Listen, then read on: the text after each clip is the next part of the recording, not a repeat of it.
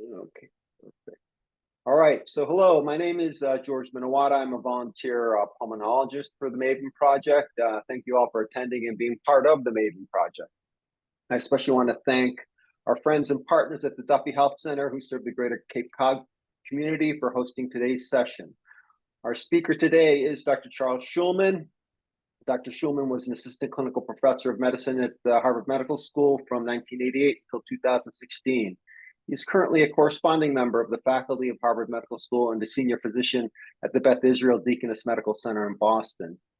In addition, he's been practicing non-invasive cardiology since 1970. Dr. Schulman's scientific articles and abstracts have appeared in the New England Journal of Medicine, Circulation, the American Heart Journal, and the British Heart Journal. His research interests include the treatment of hypertension, congestive heart failure, and hyperlipidemia. The title of his talk today is ECG Mini-Series number 3, Atrial and Ventricular Arrhythmias. With that, Dr. Schulman, the mic is yours. Oh, thank you very much, George, and good afternoon, everybody. It's nice to be with you. So today's session of the what's called the mini-series is about arrhythmias. So without further ado, this is the disclosure, which states that none of I or any of the other people that have anything to do with this activity have any relevant financial relationships, and that the MAVEN Project, which is now authorized by the Accreditation Council to provide CME credits, states that this is eligible for 1 hour of Category 1 credit. Having said that, we'll talk about the objectives, which are to have a general approach to arrhythmias, to know the differences between regular and irregular tachycardias, to diagnose narrow complex arrhythmias, and to diagnose wide complex arrhythmias. So my approach to arrhythmias starts this way. Number one, look at the patient.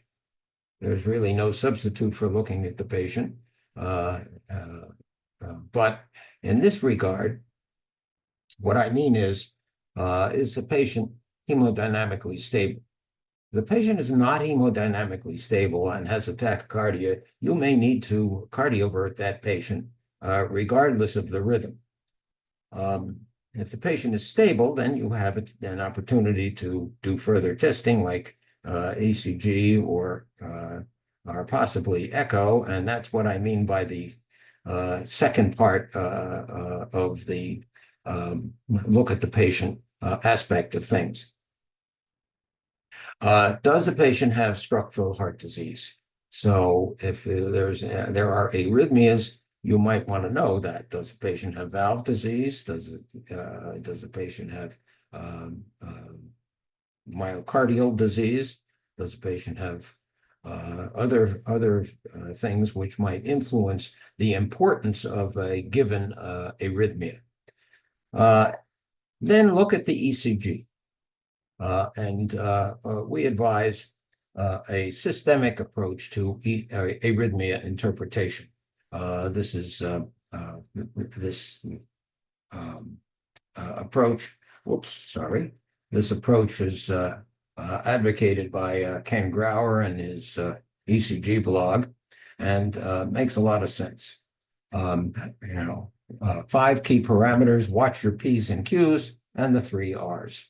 So P's, are there P waves? If there are, what's their relationship to the QRS complexes? If there aren't, are there signs of atrial activity at all, like fibrillation waves or atrial flutter? Q, is the QRS wide or narrow? And then the 3 R's are rate. What's the ventricular rate? What's the atrial rate? Is the ventricular and atrial rhythm regular or not? And is there a relationship between QRS complexes and neighboring atrial activity? So 3 R's: rate, regularity, and related. Then look for and treat precipitating or reversible factors: electrolyte imbalance, ischemia, drug effects, hypoxemia, hyperthyroidism, etc.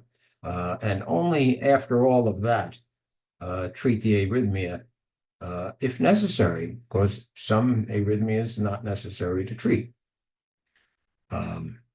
So starting with the narrow complex tachycardias, okay, so we're talking about a rate greater than 100 beats per minute with a narrow QRS, less than 120 milliseconds.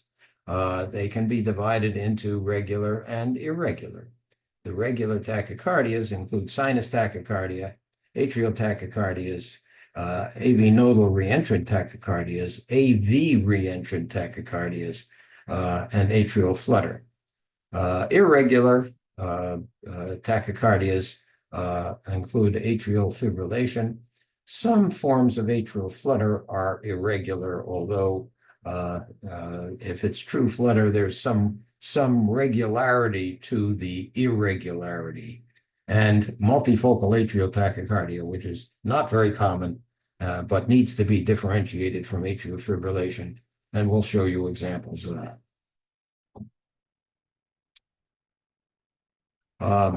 So if you look at regular narrow complex tachycardias, okay, look at the RP interval, the distance from the preceding R wave to the next P wave. If the RP interval is long, think sinus tachycardia or a focal atrial tachycardia. If the RP is short, as shown here, we'll get a laser pointer as shown here, think AV nodal reentry tachycardia, or possibly an orthodromic reentrant tachycardia that involving a bypass tract and the AV node. So here is an example of a patient with sinus tachycardia, pretty rapid, however. The rate is 155 or 60.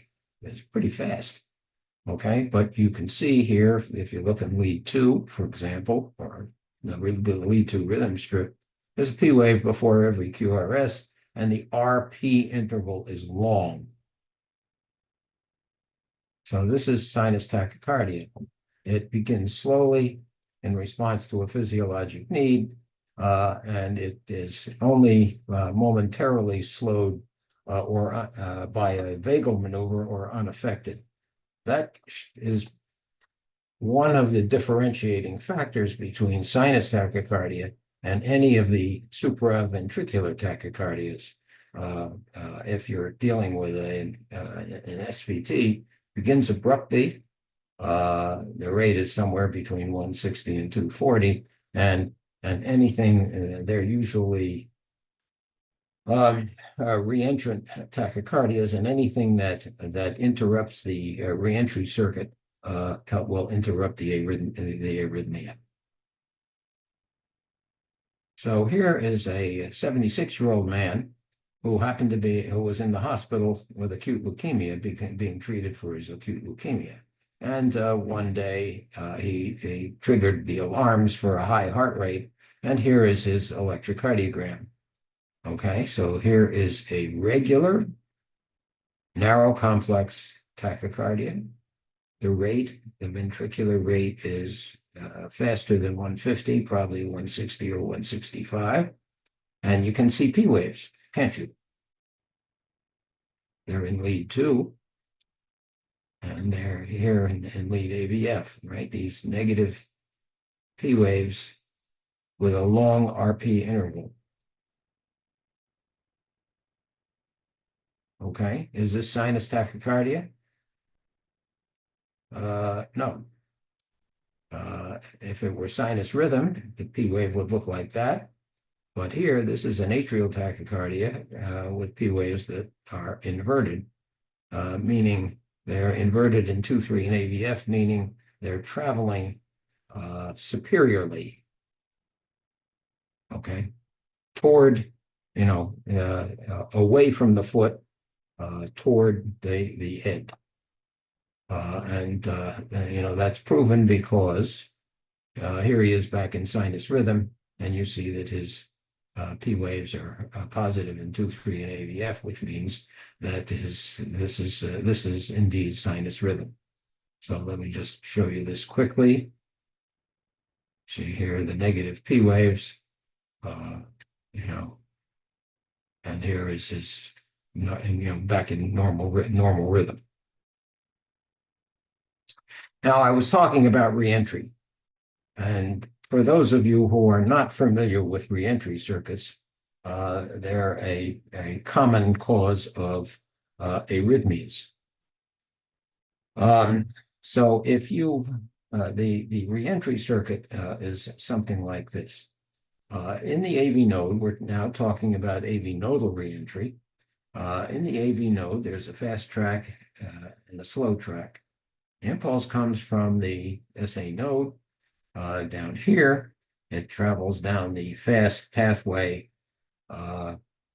It travels down the slow pathway, but the fast pathway makes it to the bottom of the circuit, so that when the impulse traveling down the slow pathway gets there, it's blocked, and you have normal rhythm as shown here. However, if the fast pathway is blocked, impulse comes down here, travels down the slow pathway. By the time it gets here, the fast pathway has recovered and can transmit in a retrograde fashion back up.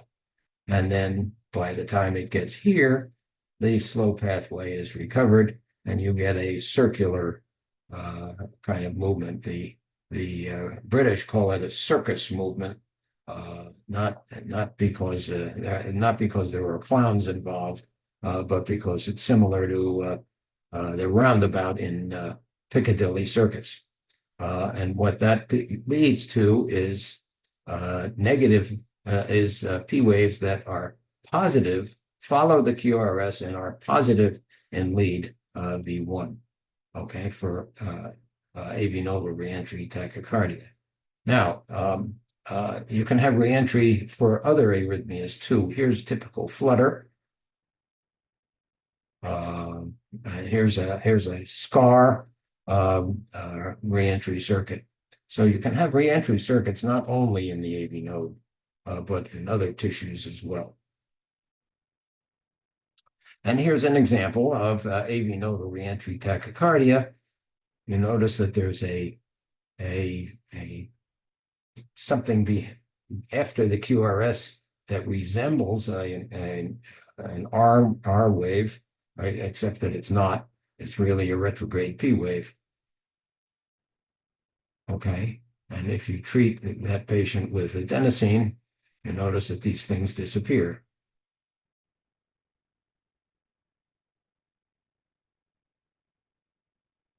There's sinus rhythm. Here's P1 sinus rhythm. You notice that it's not there, but during the AV nodal reentry tachycardia, it's there. So those are P waves. They're retrograde P waves that can be seen during AV nodal reentry tachycardia. And so this has a reentry circuit, and anything that interrupts any part of it will convert the arrhythmia back to sinus rhythm. Here is a 37-year-old man with palpitations, or a rapid, regular, wide complex rhythm. Okay, it's unclear what the etiology is, except when he's given adenosine, he slows down to normal sinus rhythm. Does anybody know what's going on here?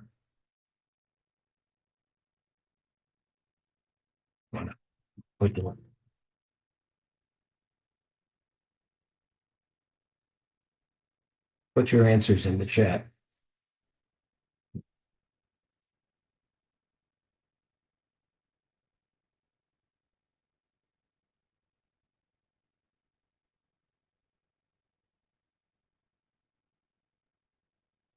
What do you see, folks? Do you know?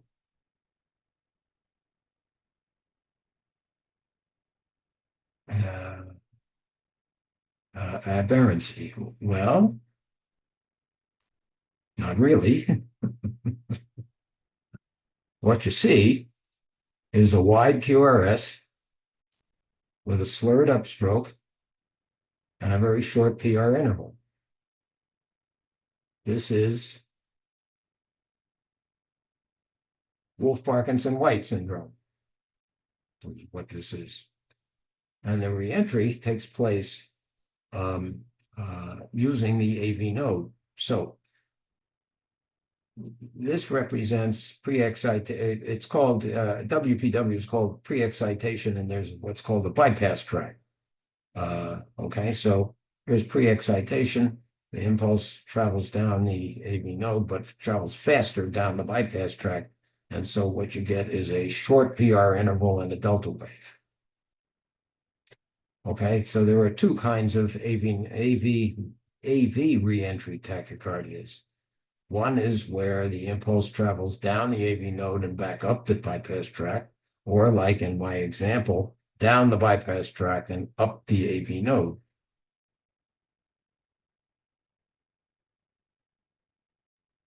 And here are doctors Wolff, Parkinson, and White. Here's Dr. Wolff, who was at Beth Israel Hospital. Dr. Parkinson, who was from London. Not the guy who for whom Parkinson's disease is named. That was 100 years before. And here is Paul Dudley White. And here is their original article showing the wide QRS, short PR interval, and delta wave. Very nice example, dating from 1930. Okay. Dr. White, you should all know about Paul Dudley White, who's widely regarded as the founder of preventive cardiology, one of the founders of the American Heart Association, and he was an advocate for healthy living in the days before people were advocating for exercise, sleep, and nutritious diets. The bike paths along the Charles River are named for him. This is Cambridge. On the Cambridge side. Okay, there's the back of Boston's Back Bay. I think this is the Hancock. I think this is the Hancock Tower. This is the Prudential Tower. This is the Boston side, and here's Dr. White riding on his bicycle. Okay, so here's a 73-year-old man who complained of palpitations and lightheadedness. And he has a rhythm that's not so rapid. The ventricular rate is actually a little bit under 100. But there are lots of P waves, aren't there? Like 4 P waves for every QRS, meaning that the atrial rate is something shy of 400, perhaps 360 or 380. Okay? So here are these multiple waves, and you see in leads 2, 3, and AVF, negative P waves of atrial flutter. This is atrial flutter, typical atrial flutter.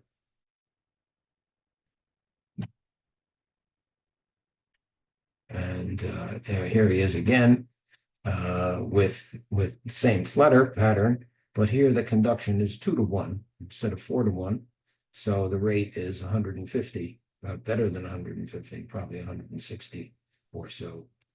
But the atrial rate hasn't changed. The only thing that's changed is the conduction through the AV node. Okay, and here you see the P waves, sawtooth pattern leads 2, 3, and AVF. There he is in sinus rhythm. And you can see that the P waves are very different. They're upright, 2, 3, and AVF, as opposed to inverted. Here's a 25-year-old man who complained of lightheadedness for 2 hours. And he has a wide complex tachycardia. It's pretty fast, actually. I mean, it's hard to calculate the rate because it's not regular. You notice? Not regular. And what is this?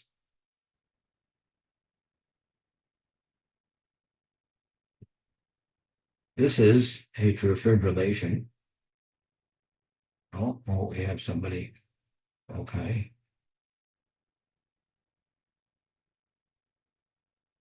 Oh, my son has an AFib. Oh, okay. RVR, no. Well, yeah. But with the wide complex like that and these things that resemble right here, resemble delta waves, what is this? This is AFib with WPW. And AFib with WPW is a dangerous situation because it can deteriorate to ventricular fibrillation. So this young man should have his bypass tract ablated ASAP. And I think that if we sent him up to Boston, to Beth Israel, they would do so that.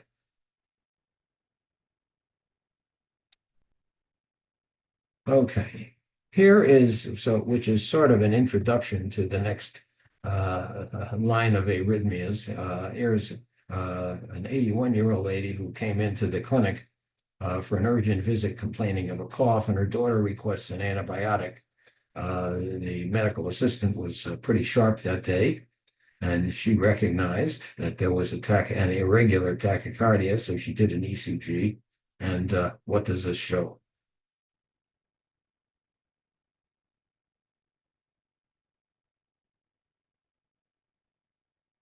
What do you think, folks?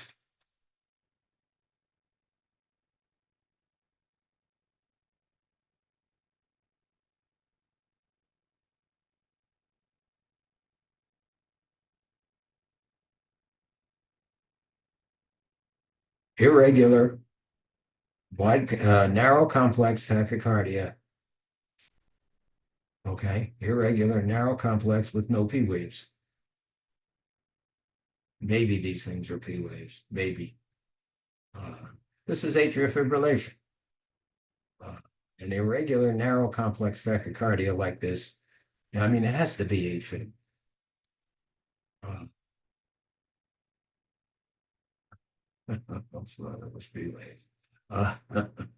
Okay. And her daughter requested an antibiotic because she had a cough, but it turns out that she had pulmonary rales, and she needed furosemide, not an antibiotic. So that brings us to atrial fibrillation. And I love this slide because it illustrates very nicely what atrial fibrillation is like. So if this is normal sinus rhythm, an ECG with normal sinus rhythm, this is what atrial fibrillation. There are upwards 360 plus impulses that originate in the left atrium and bombard the AV node with variable penetration and refractoriness, and therefore an irregular rhythm, as you can see here, and is illustrated here. Now, just since AFib is the commonest arrhythmia that is seen by you folks as primary care physicians, as some people like me who do outpatient cardiology, and by the electrophysiologists. Just to emphasize several aspects of AFib management, address stroke risk, okay, and coagulate people appropriately, optimize risk factors, which we don't do enough of, right? Things like having the patient exercise, who doesn't exercise, or treating their hypertension or diabetes or sleep apnea or obesity will help their AFib.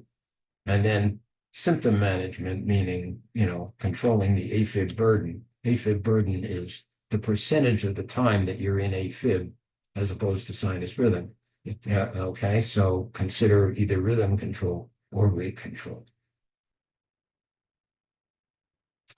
Here's a 64-year-old woman with palpitations and has a pretty rapid, irregular, narrow complex arrhythmia with no P waves. What is this? And what endocrine disorder do you think it's associated with?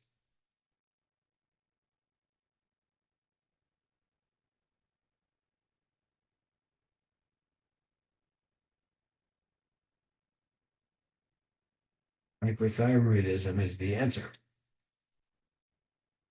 Hyperthyroidism is special in this way. It's one of the conditions that I listed in an early slide, that you should take care of the hyperthyroidism, and in this case, the AFib will go away.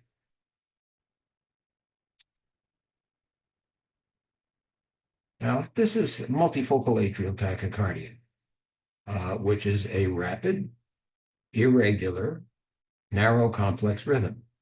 However, there are P waves and a flat baseline. So you can see here's a baseline, and there are different looking P waves. Here's the arrows show them. Here's one. Well, here's another one. There's a third one. Here's a fourth one. You get the idea. So you can see different appearances of P waves. Multifocal atrial tachycardia generally occurs in sick people. So you're likely to see this in the ICU, and people who have respiratory failure, people who have severe COPD. Not really likely to see it in an outpatient clinic. It needs to be differentiated from atrial fibrillation, because in the days when we were treating atrial fibrillation with digoxin, and people treated this with digoxin, all they did was make people digtoxic. Here is a complication of AFib, if you want to call it that. Sick sinus syndrome, or the tachycardia bradycardia syndrome. So here's atrial fibrillation, which then converts, and the sinus node doesn't pick up again, right? So this is like rebooting your computer, except nothing happens for 5 seconds.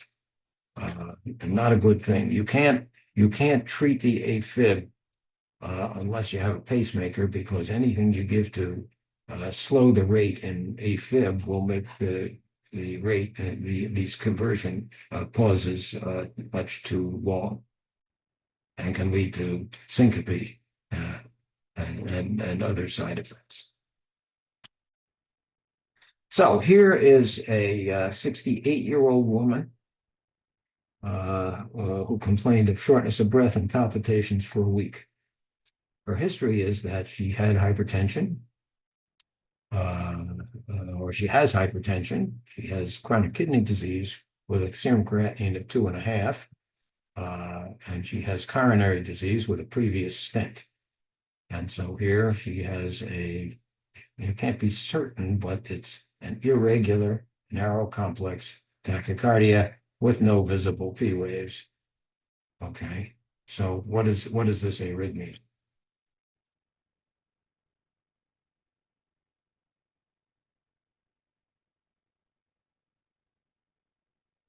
You're getting the idea, I think, that this is AFib. Okay, so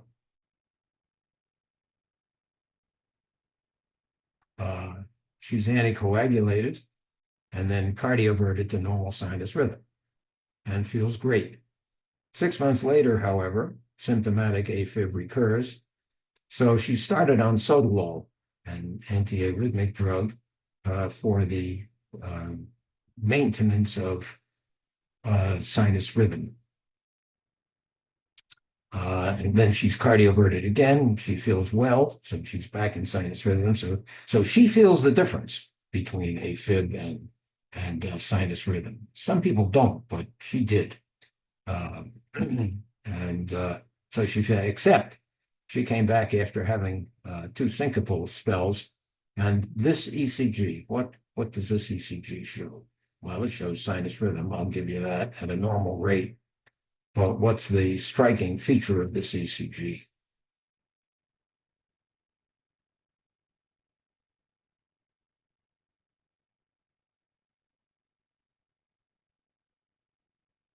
The striking thing about it is the prolonged QT.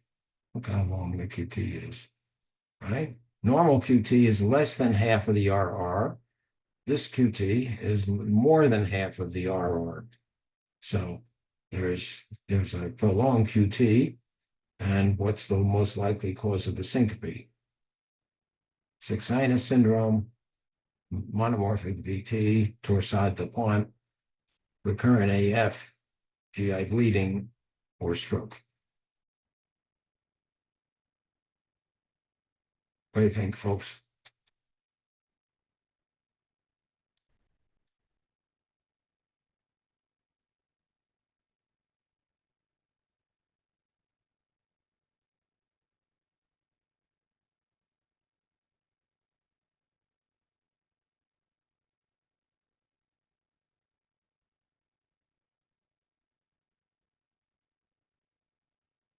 Recurrent AF.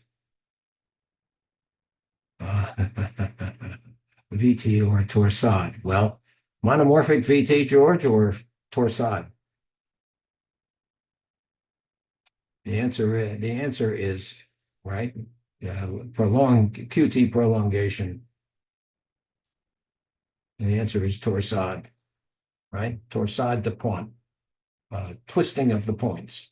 So here you have a ventricular arrhythmia with the points going down and then up and then down in the same lead, leading to, right, a deterioration, right? Torsade either reverts or deteriorates. And so she needed to be actually defibrillated, not cardioverted, defibrillated back to normal rhythm, which she was. The question might be, what are you going to do now? And the short answer is probably she needs an ablation.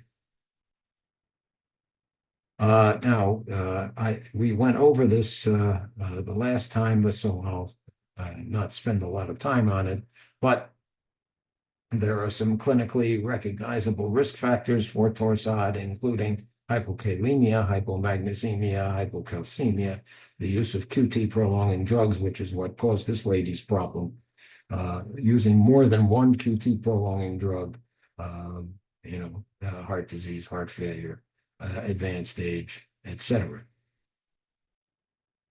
These are some of the drugs that pose a risk of torsade, including antiarrhythmic drugs. There's Sotalol right at the top of the list. Antibiotics, antidepressants and antipsychotics, and other.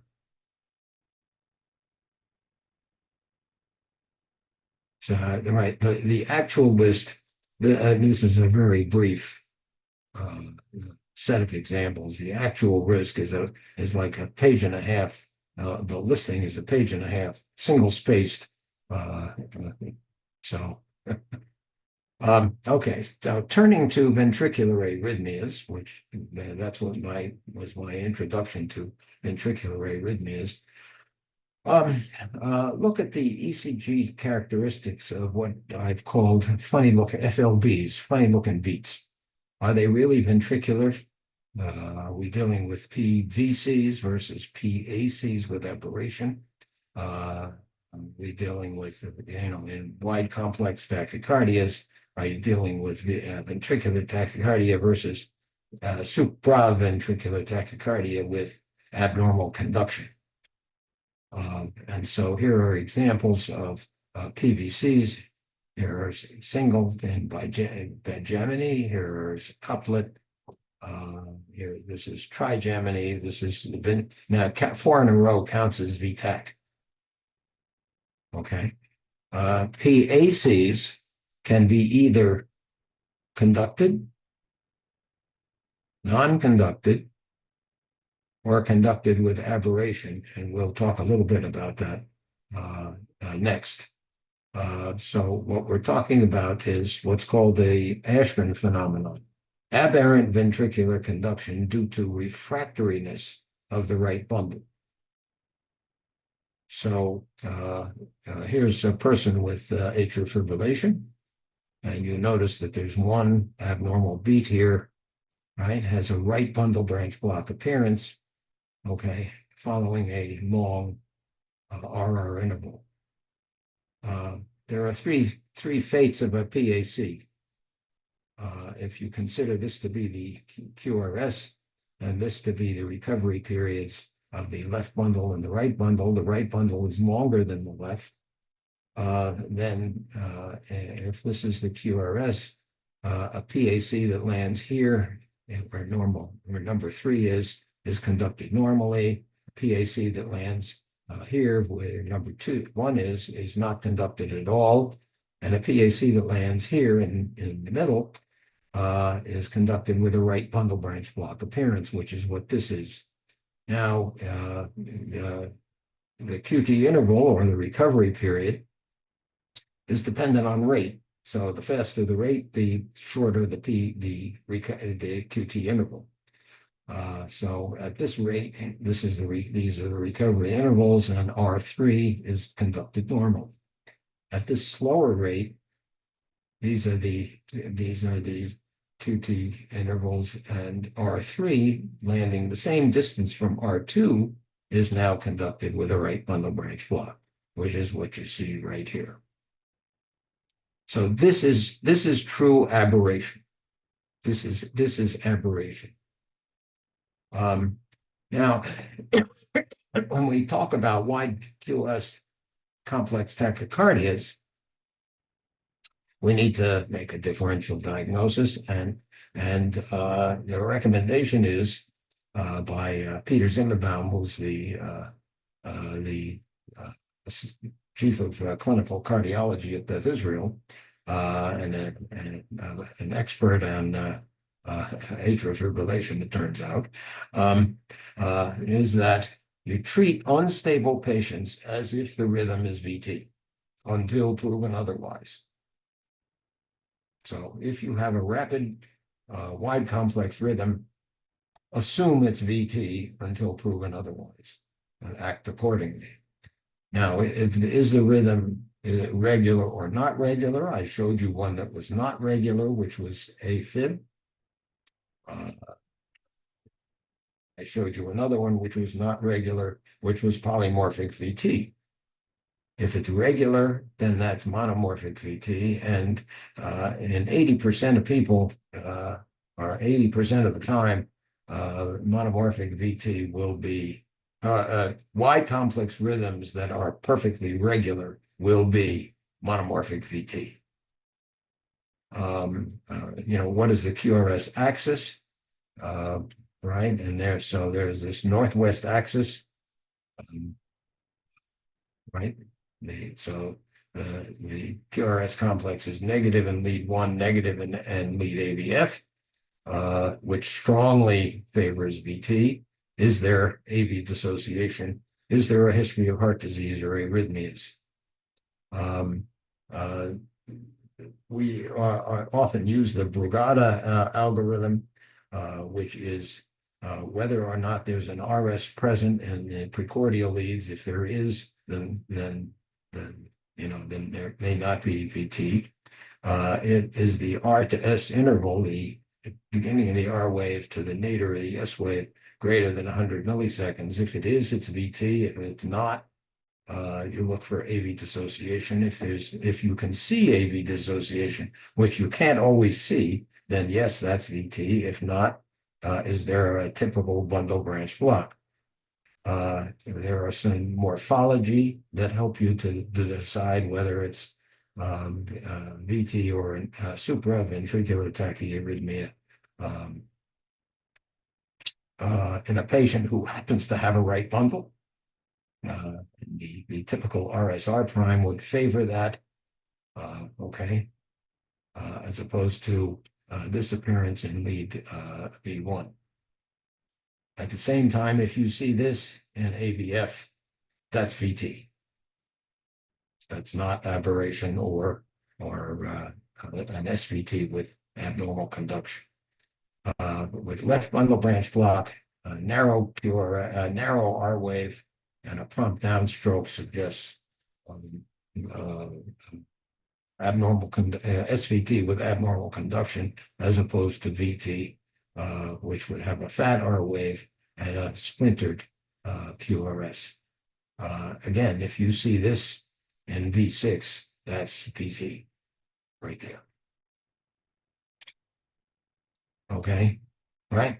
Now, of course, the other thing is play the odds, right? If you have a clinically stable wide complex tachycardia, if it's regular, 80% chance that it's VT. If it's irregular, 90% chance that it's AF, either with pre-existing bundle or with WPW.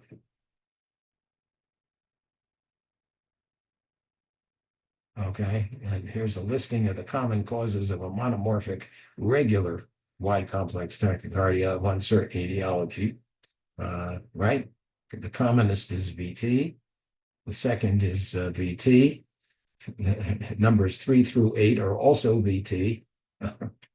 Number 9 is SVT with a pre-existing bundle.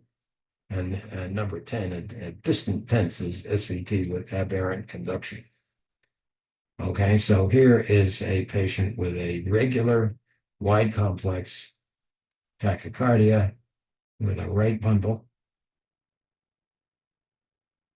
And the axis is negative in 1 and sort of isoelectric to negative in 1 and negative in AVF. So this is northwest axis, and look at V6. And so what is this?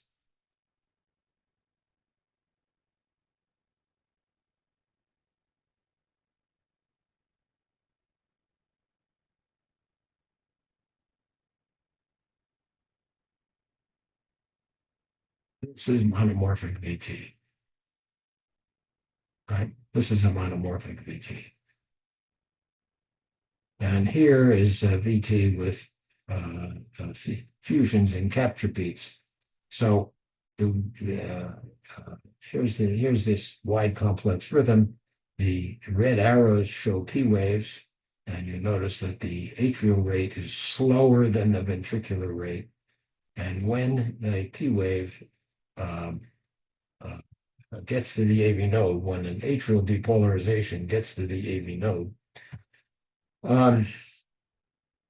and it happens to be not refractory. Most of the time it's refractory, but if it happens not to be, then you'll get conduction with normal, with a normal QRS. You notice that this QRS is just like these, which are normal after the person converts back to normal sinus rhythm.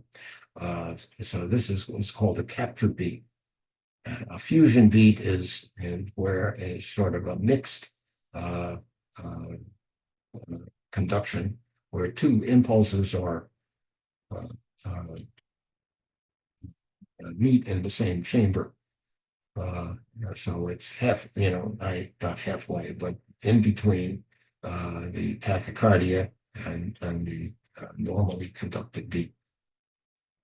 Okay, so here's a man, an 87-year-old man who had chest pain and shortness of breath. He has a complicated cardiac history, very complicated. This is his tracing when he entered the hospital.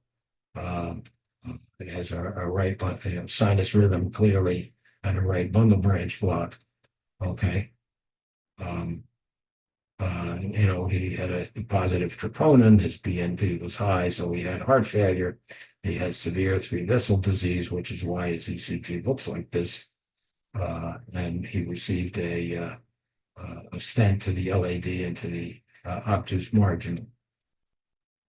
7 days later, he triggered for this arrhythmia. This is also a right bundle branch block. But something's different. One of the things that's different is the axis in the frontal plane is northwest. It's up here. So what is this arrhythmia? Regular, wide complex. Look at V6, northwest axis. This is VT.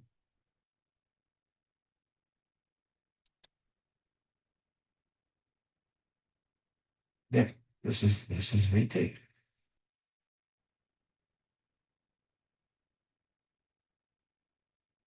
Okay, there you go, right there.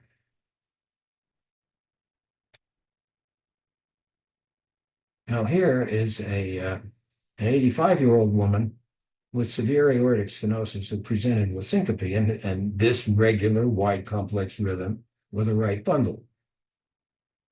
If you notice a difference in V6. And it's not quite perfectly regular.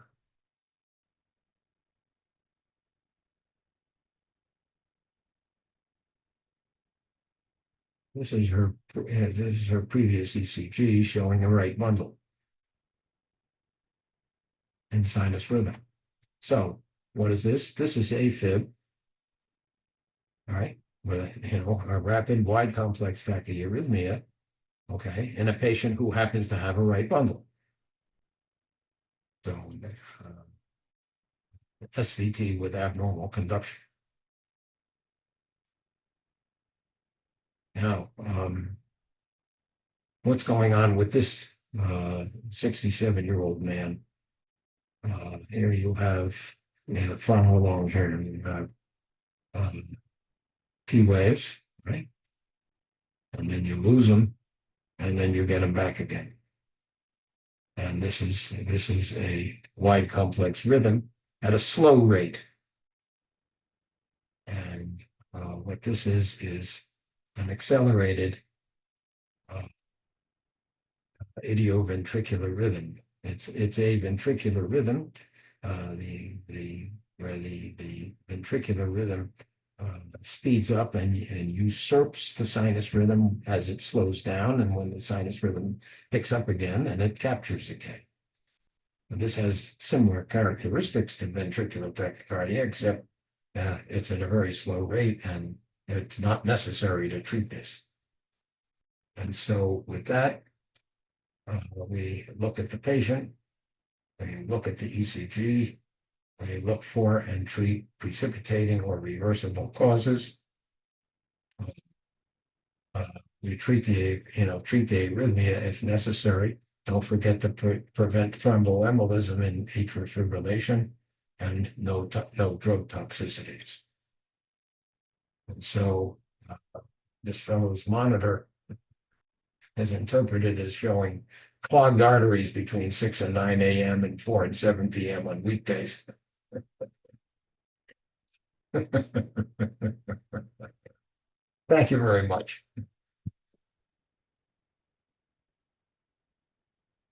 Thanks, Dr. Schulman, for a great talk.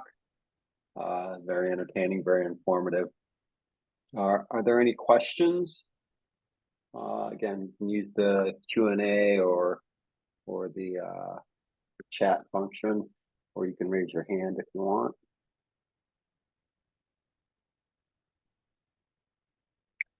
I've got a question, Dr. Schulman. So early on, you said you were talking about long and short RP intervals. What defines a long RP interval? I don't know if you mentioned it or if I missed it. Well, I'm not sure there's an actual definition. Just look at it. Look at it and you can tell. Okay. But a long RP interval would be greater than half of the RR interval, whereas a short RP interval would be where the P wave is almost on top of the QRS. Okay.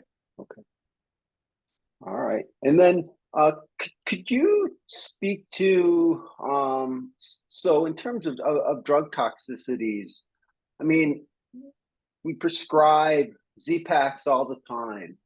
And quinolones and fluoroquinolones are pretty commonly prescribed, whether it's for, UTIs or respiratory infections or sinus infections, things like that. And antidepressants are also commonly described. What's your kind of take on, ideally you don't want to prescribe either of them, but if one's already on, let's say, an antidepressant, which is going to be a chronic drug, should you avoid macrolides, quinolones, fluoroquinolones? As a general principle, probably so, but it really depends on what your QT interval is to start with. Okay. It would, if your QT interval is the dangerous QT interval is 500 milliseconds. If your QT interval is 420, 430, you're not likely to get to 500 with another drug. If, on the other hand, your QT interval is something like 470, 480, and you add another drug, then you're playing with fire. Okay. Okay. Somebody wants to see the slide with the medicine, the list of meds that cause QT prolongation. So let me see if I can find that for you quickly.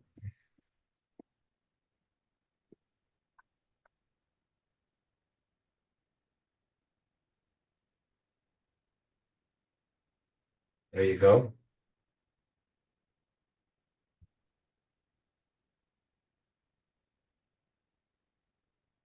And again, this is not even the Reader's Digest version, as you said, right? It's no. No. In fact, this is the Reader's Digest version. It's the actual list is way, much longer than this. I put common ones up here.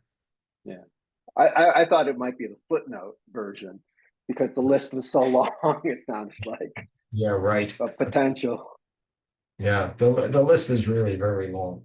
And in our online medical record system, if you try to prescribe a drug which prolongs the QT and the patient is already on one, it gives you an alert. So there's a red flag that pops up. Do you really want to do this kind of thing? Yeah. I know I'm familiar with Epic. I don't know if Cerner or any other, electronic medical records with electronic prescribing has that functionality. I know Epic does. I don't know what's used at Duffy or other places. Okay, Epic does. Right. That's what Beth Israel uses now since the 1st of June. We now use Epic. The previous system was OMR, an online medical record, and that did. So I retired before BI went on to Epic, so I'm not an Epic guy. Epic has that functionality. Well, the e-prescribing function within Epic has functionality you just mentioned about potential drug interactions. I think it's pretty good, but it's also very easy to override. And with all the pop-ups that everyone gets, I think a lot of this stuff starts becoming white noise, unfortunately. Yeah, unfortunately. Yeah, you're right. But prolonged QT is can be a serious issue. I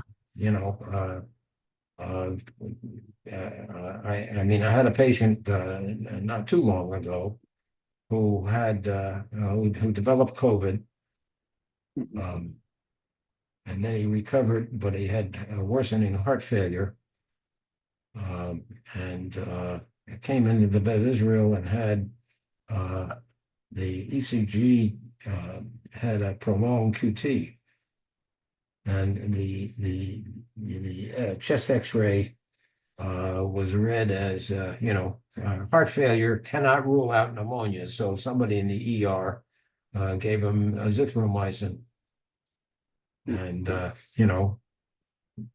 6 hours later he was in Torsade. He recovered.